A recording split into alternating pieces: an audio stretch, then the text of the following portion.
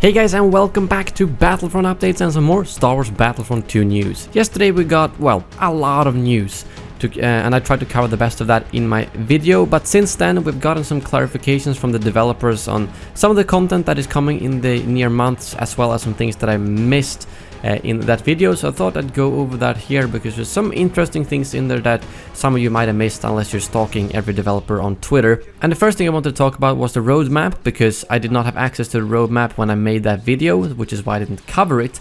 The roadmap up until October just covers all the things in the community transmission, so nothing I need to bring up there. But October to December there are some interesting things, because first of all it says new reinforcements, which we already knew, but also reinforcement appearances, something the community transmission did not detail, which means that it seems like we might be getting some skins to the reinforcements. I'm not sure which reinforcements and how it's gonna work out. I doubt they're gonna roll out skins to like every reinforcement at once, but I can see plenty of them having some skins, maybe some more major than others. But it's definitely a good thing to see that they're expanding that into reinforcements. And keep in mind that reinforcements could technically be vehicles as well. So I'm not sure if this means like enforcers, infiltrators, or vehicles, or all of them for that matter.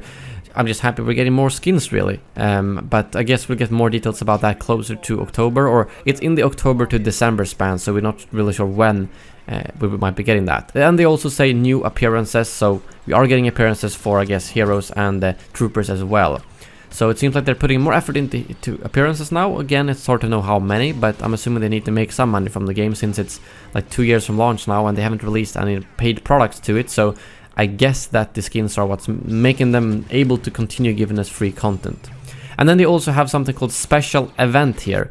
Really vague. I mean, it's any time between October and December, and I don't think this is the Skywalker event, because that was supposed to be in September. So this is another event, but special event could really be anything. If they put it on there, I'd imagine it's bigger than just like Heroes Unleashed or something like that. It's probably something bigger, but I thought I'd bring it up anyways. Moving on, Dennis clarified regarding instant action when he was asked about split screen. He said instant action will unfortunately not support local split screen at release. The reason being is that we have to ensure we're hitting our performance targets on all platforms, with the amount of AI running around fighting while being hosted on your own machines. So it's all about performance really, which I can kind of understand. I know split screen is still something people like, but it's also something that is way less popular than it was 10-15 years ago. So if we can have 10 more AI on each side because they do not support split screen, then I think that's a worth trade-off. Ideally they would have some version in the future that does support split screen, but that maybe has less AI running around, so you can choose that trade-off yourself. And so, I mean, he's not saying that it's never gonna happen, he just explains why we're not getting split screen at launch. Ben also confirmed out on Twitter that the hero AI will indeed have abilities, so not like the AI of the first Battlefront game. But yeah, I'm very excited for that. Imagine seeing a grievous claw rushing against you, knowing that it's an AI that's gonna kill you. I don't know, I'm really curious how well the AI is gonna work. They're probably gonna have some kind of generic AI maybe that will randomly do the abilities, because if they program a unique AI to every single hero that like can understand when to use every specific ability, I will be very impressed. So I think it's gonna be a bit more generic. They might be like, oh, I see you, I'm gonna use the ability, and things like that. Maybe a lot of blocking as well. But I'm really curious to see how the AI is gonna work out. Ben also confirmed that the Commandos will indeed have the Vibro-Blade as melee, so it's not an actual ability, but just the normal melee will be the Vibro-Blade. It might be a similar animation to what the Commando droid has, but the Commando droid has a Vibro sword. I think the Vibro-Blade on the Commando is a smaller, but it might still be a similar animation where you kind of slash away when you use the melee. So I wonder if it's gonna do any extra damage or knockdown. Probably not, but actually why not? It would be pretty neat to give him that extra power basically, maybe a little bit more melee damage than a normal trooper.